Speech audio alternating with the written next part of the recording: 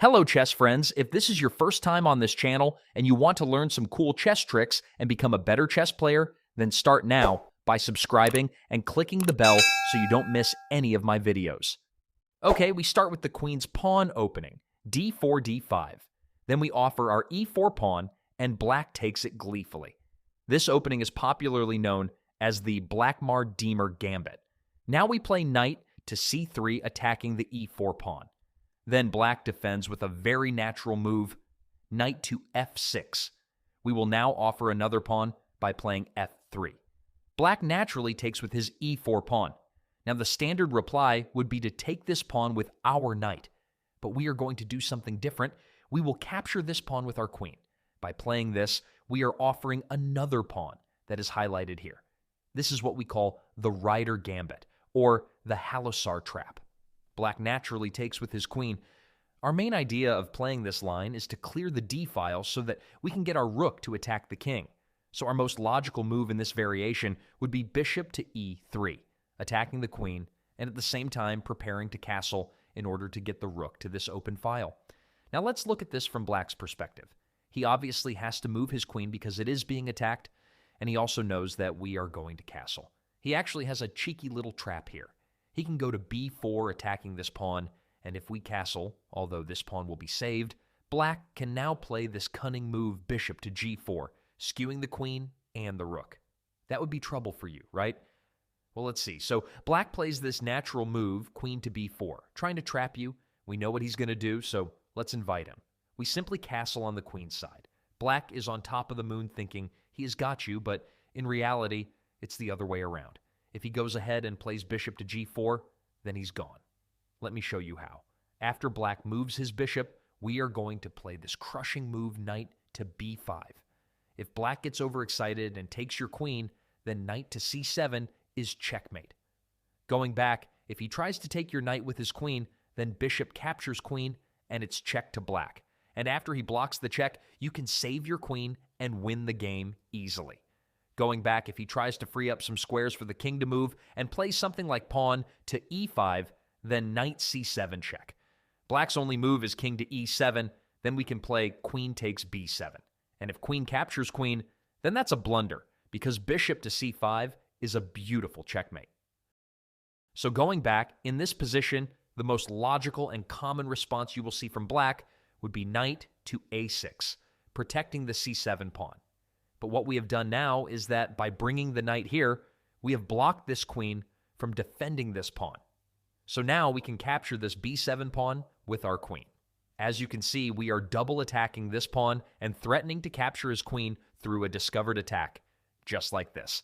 So what can black do now? If he tries something like rook to b8, then we can simply capture the rook with our queen to give check. And after knight captures queen, knight to c7 is a beautiful checkmate. Going back, if black plays rook to c8 defending this pawn, then we can simply take the knight with our queen.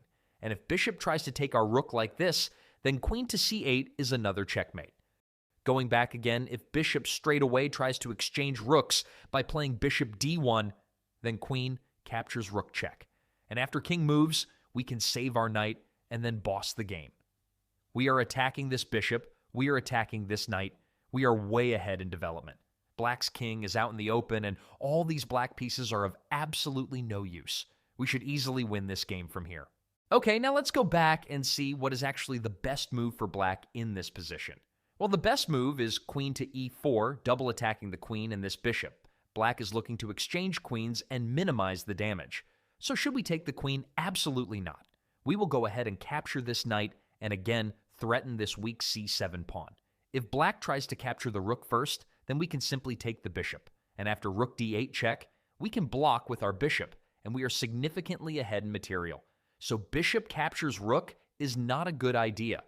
Going back, so obviously black needs to capture the bishop with his queen to give check. We move our king to b1. Now black will have to do something about this pawn, so he plays queen to c5 to support it. Now again, we play queen to b7, attacking the rook. If bishop captures rook, then queen takes rook check, king moves to d7, only possible move. And finally, we need to do something about this checkmate threat, so we block with our knight like this, and at the same time, we also attack his bishop. As you can see, white has a decisive advantage here. Black's pieces are sitting like mere spectators. They can't do anything. On the other hand, we have a lot of attacking options to pound on this open king. We can bring out our bishop with tempo, our knight can jump to f3, and then our rook can also enjoy the show by taking shots at this lonely king. So, all in all, this is a strong advantage for white. Now let's go back and see what happens if black plays rook to c8. Well, then we can take this a7 pawn with our knight. Now the bishop can't capture because then queen to c8 would be checkmate. So black plays bishop to f5, double attacking this c2 pawn. But now we can bring our bishop into action by playing bishop b5 check. The king can't move, and again, if he blocks with the knight or the bishop, then queen to c8 is checkmate and it's game over. So let's go back and understand where black goes wrong. Let's look at this position. Although the most natural move here seems to be queen to b4, and I guess almost 90% of the players would play this, the best move is a difficult move to spot, and that is queen to g4. Yes, black should look to exchange queens, and white should not allow him to do that, considering he's already 2 pawns down. From here, white should go back and continue with his development. This should be an even game from here.